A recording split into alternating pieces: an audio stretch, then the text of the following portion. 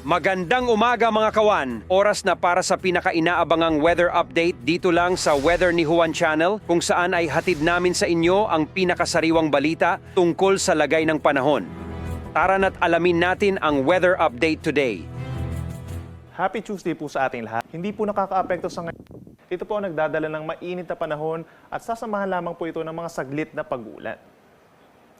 At base pa rin sa ating latest satellite animation, wala po tayo nakikitang bagyo na papasok ng ating Philippine Area of Responsibility sa mga susunod na araw. Ngayong araw po, malaking bahagi ng Luzon ang iiral ang easterlies, kaya't bahagyang maulap hanggang maulap na kalangitan pa rin ang iiral lalo na dito sa may silangang parte. So mababawasan na po yung mga pag-ulan lalo na dito sa may Batanes and Cagayan, habang bahagyang maulap hanggang maulap na kalangitan over Bicol region na sasamahan ng mga pulo-pulong mga pag-ulan lalo na po sa umaga hanggang sa tanghali.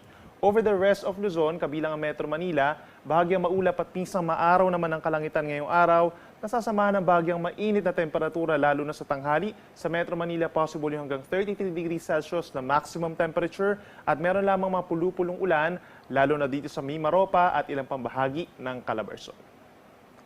Sa ating mga kababayan po sa Visayas, bahagyang maulap hanggang maulap din po na kalangitan ng iiral, nasasamahan din ng mga pulo-pulong ulan, lalo na sa may eastern portion pagsapit po ng hapon, dulot po yan ng easterlies. Habang dito naman sa Mindanao, generally bahagyang maulap na kalangitan din po ang iiral, nasasamahan din ng mga saglit na pag-ulan or pagkidlat pagkulog, lalo na dito sa may Caraga region and Davao region, dulot din po yan ng easterlies. Temperature natin sa Metro Cebu ay hanggang 30 degrees Celsius, habang dito naman sa Metro Davao hanggang 33 degrees Celsius. Ngayon po wala pa rin tayong gale warning or banta sa matataas sa mga pag-alon, pero possible pa rin po yung hanggang 3 metrong mga pag-alon dito po sa may silangang bahagi po ng ating bansa, itong mga lugar facing the Pacific Ocean. So maaaring delikado pa rin ito sa mga maliliit na sasakyang pandagat, lalo na sa ating mga kababayan na nangingisda. But in the coming days, wala naman tayo nakikitang pagtaas ng gale warning kung meron man po dun sa may area ng Batanes and Babuyan Islands lamang. By tomorrow, possible po yung mga pag-ulan dito sa malaking bahagi ng Visayas and Mindanao dulot po ng easterlies. Bahagyang babalik po itong northeast monsoon natin sa may extreme northern Luzon. Then pagsapit ng Thursday and Friday, bahagyang lalakas pa itong amihan dito sa may northern Luzon at iiral pa rin ng easterlies over the rest of the country. So kung dito sa Metro Manila, Wednesday hanggang Friday, bahagyang maulap hanggang minsan maulap na kalangitan ng iiral at meron lamang tsansa ng mga saglit na pag-ulan, lalo na po sa Wednesday ng hapon. Temperature natin, posible pong umabot sa 34 degrees Celsius. Sa ating mga kababayan po sa Baguio City, mananatiling malamig pa rin po despite the fair weather conditions. So maaraw naman sa umaga, but then nagkakaroon din po ng kaulapan at saglit na pag-ulan. Pagsapit po ng hapon, dulot po yan ng easterlies.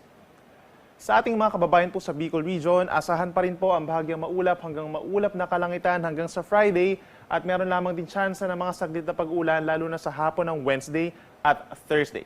Temperature is between 24 to 32 degrees Celsius.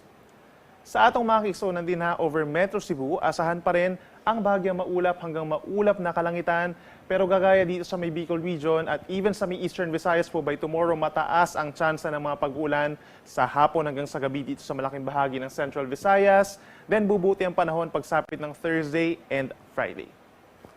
Panghuli sa atong mga kaiksonan din over Metro Davao, magdala po ng payong bukas dito sa malaking bahagi ng Davao Region and Caraga Region dahil sa muol ng panahon dulot po ng easterlies. Yung mga nature na paulan natin, minsan malalakas po, kaya mag-ingat sa mga posibleng pagbaha at pagbuho ng lupa. Magpapatuloy ang mga pag-ulan hanggang sa Thursday ng tanghali. And then afterwards, hanggang sa Friday, ay bubuti na yung panahon at mas mababa na ang tsansa ng mga pag-ulan. Ang araw ay sisikat 6:07 ng umaga, at maaga pa rin lulubog 5:26 ng hapon. At yun po ang pinaka-latest na balita tungkol sa ating panahon. Maraming salamat sa inyong patuloy na suporta at pagtangkilik sa Weather ni Juan Channel. Huwag kalimutang i-click ang subscribe button at pindutin ang notification bell para lagi po kayong updated hindi lang sa mga bagong balita ukol sa ating panahon, pati na rin sa mga trivia at dagdag kaalaman tungkol sa ating kalikasan. Ingat palagi mga kahuan!